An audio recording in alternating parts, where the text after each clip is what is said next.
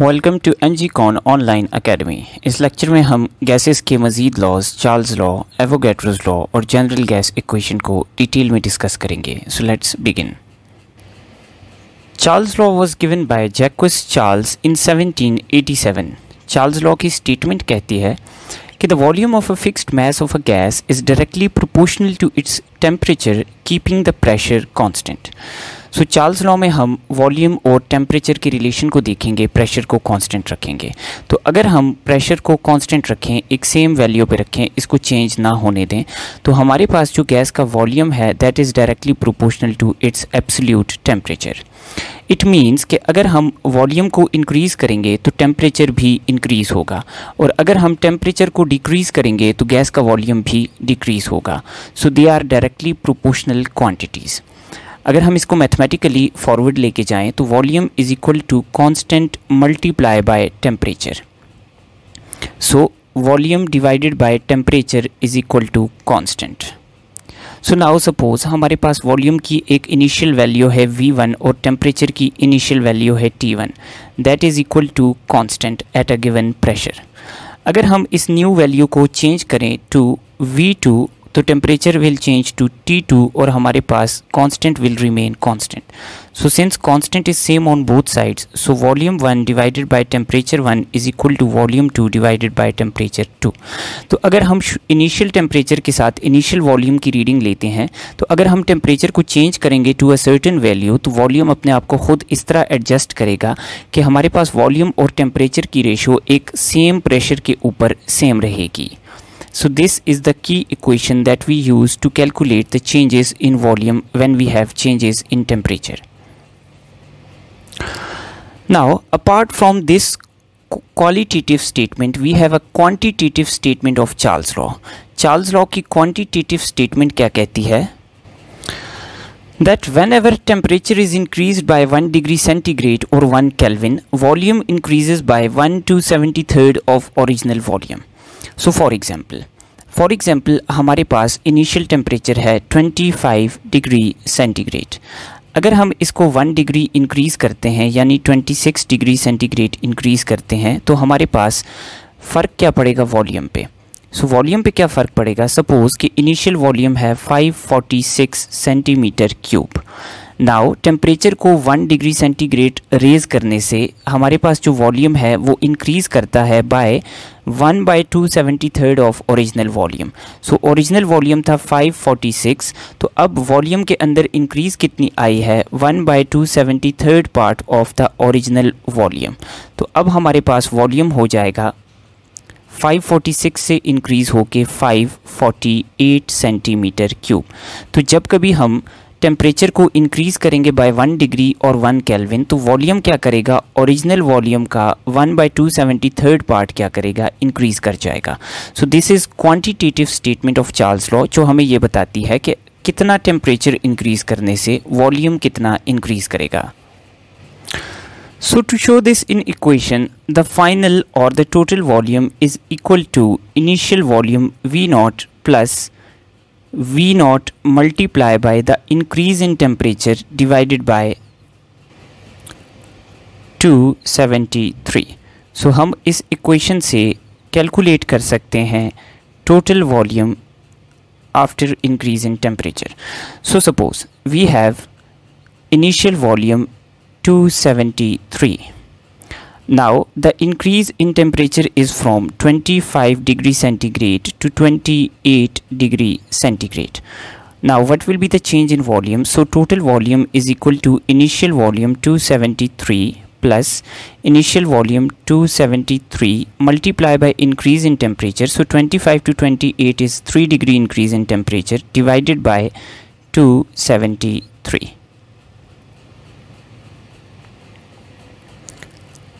So the new volume becomes 276. So this is how we calculate the changes in volume. Now हम इसी statement को apply करते हैं Charles law के ऊपर, where we have mathematical relation V1/T1 is equal to V2/T2. Suppose we have initial volume is equal to 546 centimeter cube at temperature 25 degree centigrade. Now अगर हम temperature को इंक्रीज़ करते हैं टू 26 डिग्री सेंटीग्रेड तो Charles law की quantitative statement के मुताबिक volume हमारे पास कितना होना चाहिए? Volume will increase to 548 centimetre cube according to the equation we have used previously. तो आइए इन दोनों वैल्यूज़ को डालते हैं और वेरीफाई करते हैं कि क्या चार्ल्स लॉ हमें करेक्ट वैल्यूज़ देता है। So 546 divided by 25 degree centigrade must be equal to 548 centimetre cube divided by 26 degree centigrade. So when we simplify it, so we find that the both sides are not equal. So इसका मतलब है कि Charles' law is not being obeyed. Now what is the issue? So the issue is with the scale of temperature that we are following. तो जब कभी हम temperature को centigrade degree के स्केल पे हम फॉलो करेंगे तो सेंटीग्रेड के स्केल पे हमारे पास चार्ल्स लॉ वर्क नहीं करता। So this is a very important statement to keep in mind कि जब कभी टेम्परेचर डिग्री सेंटीग्रेड में होगा तो Charles law will not be followed. So in order to calculate anything related to Charles' law, we have to change the temperature from centigrade to another scale. Now another scale that we have of temperature is Kelvin. Kelvin is equal to centigrade plus 273.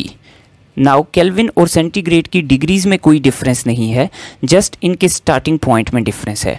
For example we have 0 Kelvin. So 0 Kelvin is equal to centigrade plus 273. So 0 Kelvin is equal to minus 273 degree centigrade. Now suppose कि मेरे पास अगर temperature 25 degree है तो kelvin पे कितना होगा? तो 25 degree centigrade is equal to 298 kelvin. Now suppose कि मैंने टेम्परेचर को 1 डिग्री इंक्रीज किया सेंटीग्रेड में, so now we have 26 degree centigrade temperature. So in kelvin it will be equal to 299 kelvin. So keep in mind कि temperature को जब हमने 1 degree centigrade rise किया है तो केल्विन में भी 1 डिग्री राइज ही आई है। सो हमारे पास इनकी डिग्रीज में कोई डिफरेंस नहीं है, जस्ट स्टार्टिंग पॉइंट में डिफरेंस है। नाउ इसी इक्वेशन में हम क्या करते हैं, टेम्परेचर को डाल देते हैं केल्विन में। So 25 degree centigrade is equal to 298 kelvin and 26 is equal to 299 kelvin. So हम 298 केल्विन से भी डिवाइड करते हैं, यहाँ पे हम 299 केल्विन से डिवाइड करते हैं। So in both the cases we get the same value. So it means that Charles' law is not wrong, Charles' law is correct, but we have to change the temperature scale in order to follow Charles' law. So जब कभी हम Charles' law की calculations करेंगे तो हम temperature को convert करेंगे from centigrade to Kelvin. So now if we graphically follow Charles' law, so in Charles' law temperature is directly proportional to volume keeping the pressure constant.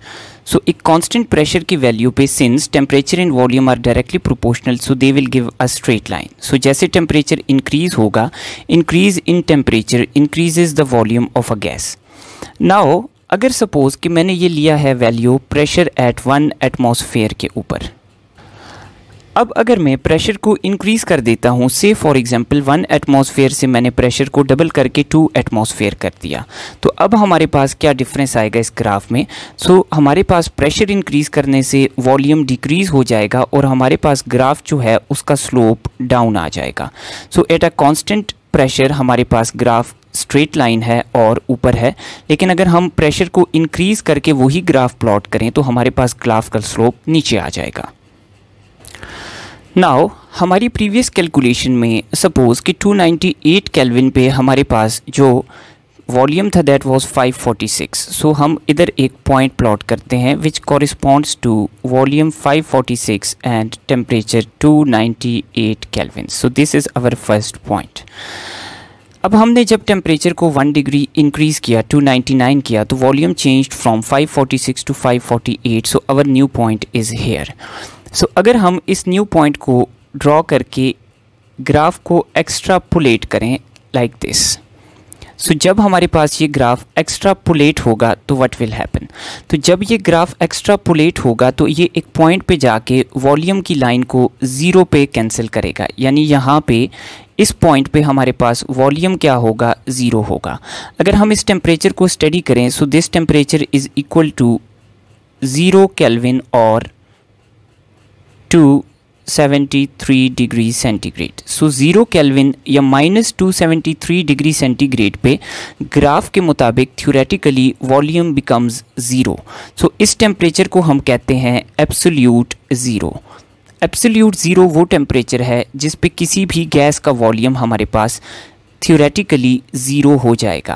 अब practically speaking जितनी भी gases हैं वो इस temperature पे पहुंचने से पहले ही हमारे पास लिक्विड स्टेट में कन्वर्ट हो जाती हैं। So this is a theoretical temperature. अब इसी थ्योरी के साथ साइंटिस्ट बिलीव कि हमारे पास 0 kelvin is believe to be the lowest possible temperature that can be achieved, because हमारे पास 0 डिग्री पे हमारे पास वॉल्यूम विल बिकम ज़ीरो। अब एब्सोल्यूट ज़ीरो पे important point to keep in mind कि हमारे पास गैसेस की 3 टाइप्स के मोशन है, ट्रांसलेशनल, वाइब्रेशनल एंड रोटेशनल। सो हमारे पास एब्सोल्यूट ज़ीरो टेम्परेचर पे ट्रांसलेशनल मोशन भी ख़त्म हो जाएगा, वाइब्रेशनल भी ख़त्म हो जाएगा और रोटेशनल भी ख़त्म हो जाएगा। जबकि according to advanced quantum mechanics vibrational motion still exist but in a very low amount. Anyhow, theoretically we say that all the types of motion cease when we reach the temperature of absolute zero. But keep in mind कि absolute zero का जो concept है that is a theoretical concept that we achieve by drawing a graph of Charles' law. So absolute zero is 0 Kelvin or -273 degree centigrade. So this is the lowest possible temperature, and at this temperature the volume of any gas is hits to zero, यानी इसका gas का volume zero हो जाएगा, इसका mess ख़त्म हो जाएगा, जो कि पॉसिबल नहीं है।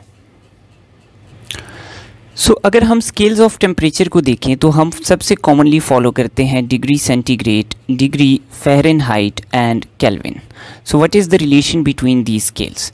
सो अगर हम फ़ारेनहाइट को देखें तो Fahrenheit is equal to 9/5 into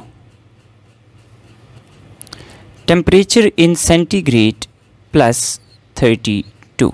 सो यूँ हम सेंटीग्रेड टेम्परेचर को फ़ारेनहाइट में कन्वर्ट कर सकते हैं।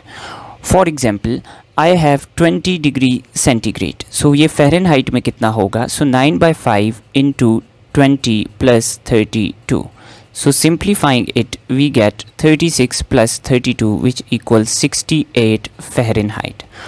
सिमिलरली केल्विन की हमारे पास जो रिलेशन है, kelvin is equal to centigrade plus 273। So for example अगर हमारे पास 25 डिग्री सेंटीग्रेड टेम्परेचर है तो ये हमारे पास केल्विन में कितना होगा? So 25 plus 273 is equal to 298 kelvin. Now यहाँ पर इंपॉर्टेंट कॉन्सेप्ट को रिमेंबर करें कि हमारे पास डिग्री सेंटीग्रेड और डिग्री केल्विन में कोई डिफरेंस नहीं है, जस्ट स्टार्टिंग पॉइंट का डिफरेंस है। सो इसलिए 1 degree centigrade is equal to 1 kelvin. इसका मतलब ये नहीं कि degree centigrade is equal to kelvin, इसका मतलब ये है कि अगर सेंटीग्रेड के टेम्परेचर में 1 डिग्री राइज आएगी तो केल्विन में भी 1 डिग्री राइज आएगी। लेकिन Fahrenheit is a different scale. अगर सेंटीग्रेड या केल्विन टेम्परेचर में 1 डिग्री राइज आती है तो फ़ारेनहाइट में 1 डिग्री राइज नहीं आएगी, इसमें डिफरेंट राइज आएगी।